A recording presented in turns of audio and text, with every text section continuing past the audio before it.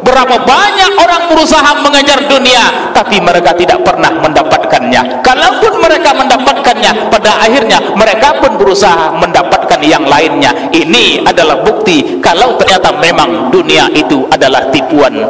Hari ini kita tidak punya harta, kita berharap kepada Allah untuk punya harta. Ketika harta itu dapat, maka kita menginginkan harta yang lain. Mohon maaf juga, hari ini kita tidak punya jabatan. Ketika punya jabatan, maka kita pun akan menginginkan jabatan yang lain. Begitulah di dalam menjalani kehidupan. Karena memang dunia adalah tipuan. Kenapa? Di sana Hayya 'alal falah.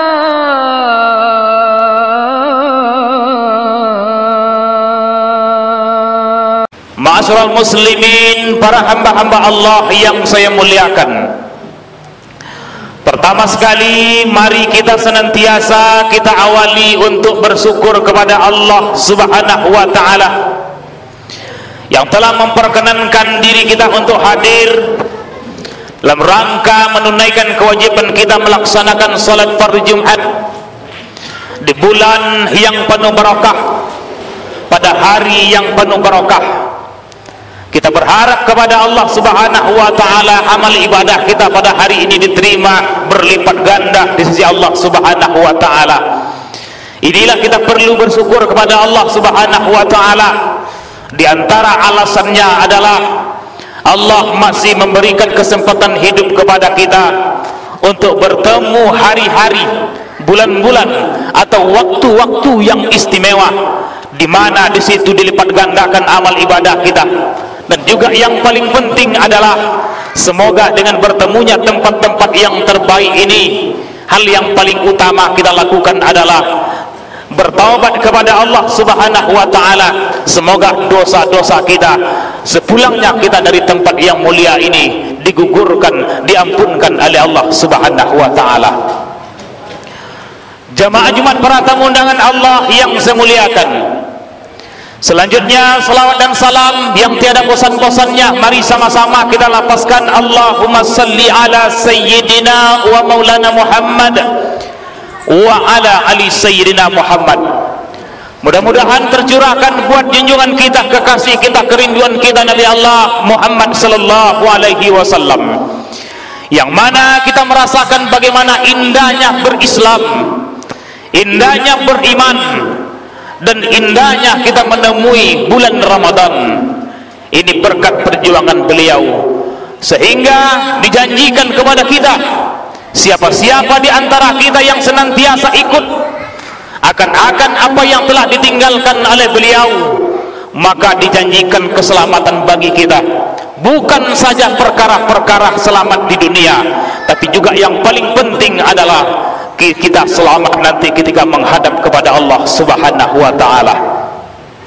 Jamaah Jumat para tamu undangan Allah yang saya muliakan, selanjutnya khatib mengajak kepada seluruh kita yang hadir, terkhusus dari khatib pribadi dari hati yang paling dalam, mengajak kepada seluruh kita yang hadir, mari sama-sama di dalam menghabiskan sisa-sisa hidup yang masih diberikan oleh Allah Subhanahu wa taala ini, di mana pada hakikatnya pada hari ini kita hanya menunggu antrian saja untuk menuju kematian.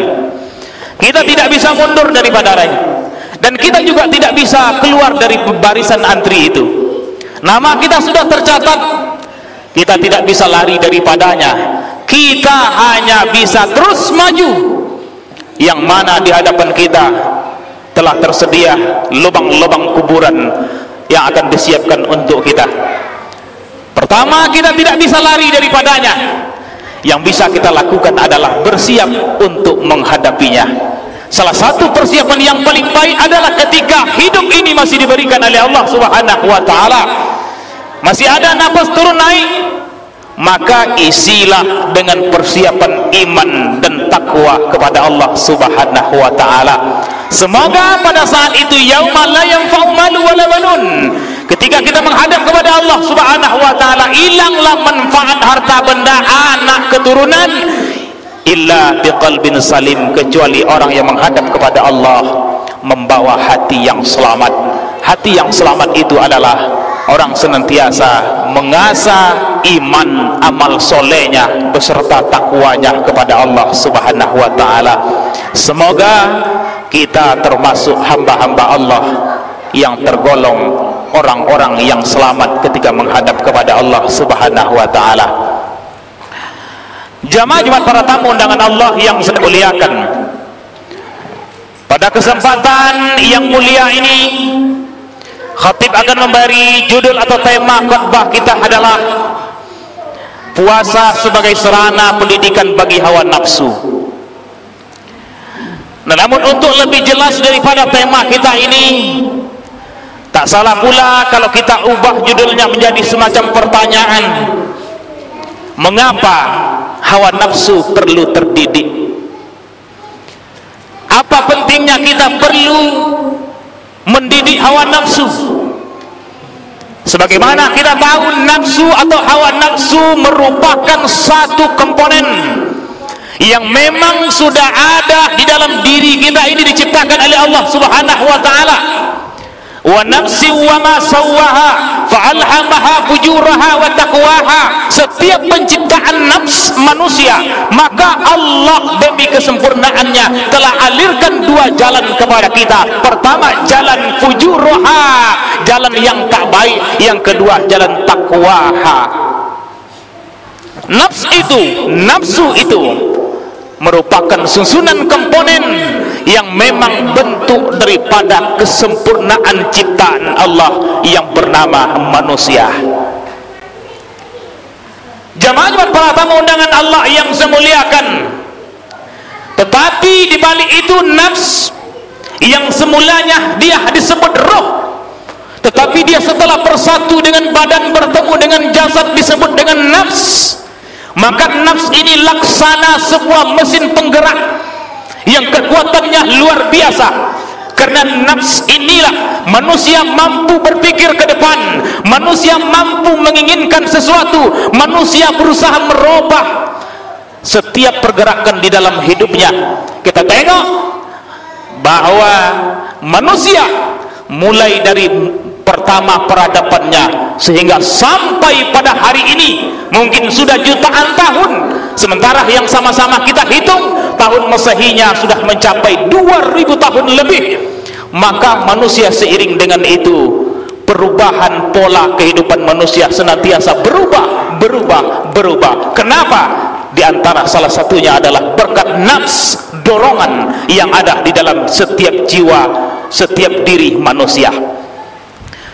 Namun walaupun demikian para jemaah, para tamu undangan Allah yang saya muliakan, nafsu tidak bisa dibiarkan begitu saja laksana alat penggerak. Apabila dia tidak disetir, apabila dia tidak diarahkan, maka dia terus senantiasa bergerak kemanapun dia tuju. Maka nafsu atas dasar inilah perlu mendapat pendidikan, pembimbingan oleh agama kita.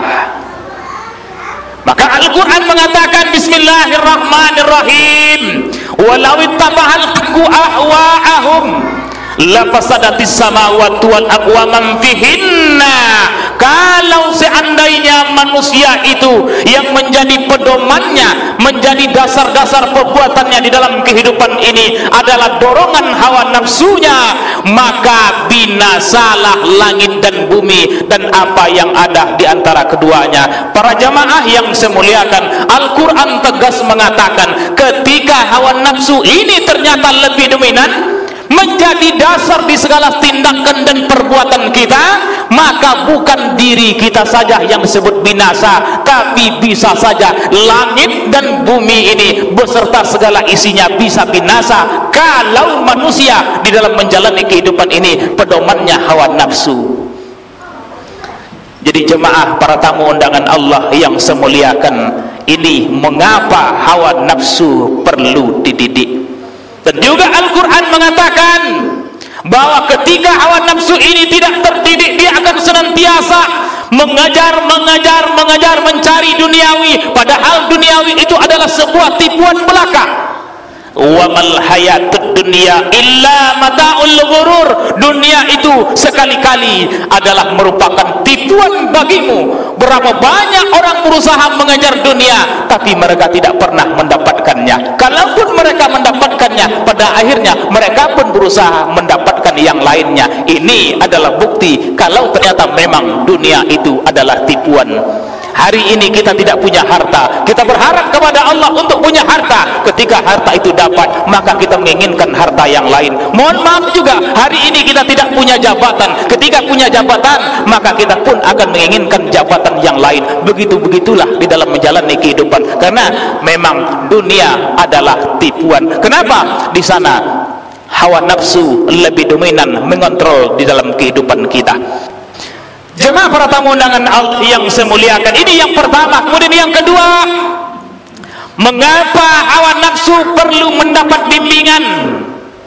Karena firman Allah Subhanahu wa taala dalam Al-Qur'an jelas mengatakan, Bismillahirrahmanirrahim, innan nafsa la'ammaratun bisu' illa ma rahimar rabbi. Sesungguhnya hawa nafsu itu akan senantiasa mengajak kamu kepada kejahatan, kecuali hawa nafsu yang mendapat bimbingan rahmat dari Allah Subhanahu wa taala. Jemaah para tamu undangan Allah yang saya muliakan, di dalam Al-Qur'an jelas-jelas mengingatkan kepada kita bahwa ketika hawa nafsu itu tidak mendapat bimbingan, tidak mendapat petunjuk dari agama, rahmat dari Allah Subhanahu wa taala, alat penggerak yang besar ini akan senantiasa mengarahkan kita kepada keburukan, kejahatan. Kenapa?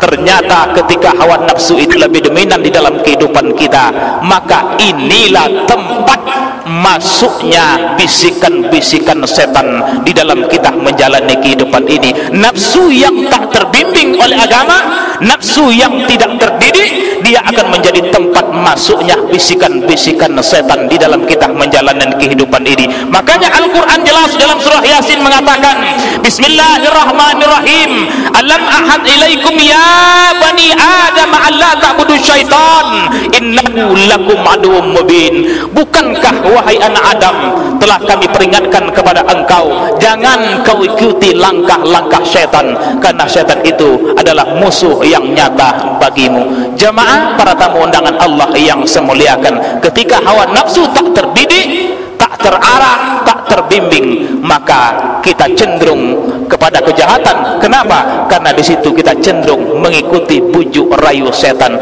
Nafsu yang tak terbimbing, tempat masuknya bujuk rayu setan di dalam hati kita. Maka ibadah puasa, sebagaimana yang kita tahu, yang kita paham, yang telah disampaikan kepada kita, salah satu tujuan daripada ibadah puasa itu berusaha mengendalikan hawa nafsu dengan pendidikan-pendidikan agama, terutama hawa nafsu mendidik kita di dalam menjalani kehidupan dunia ini. Semoga bermanfaat. Fa'tabiru ya ulil absar la'allakum turhamun.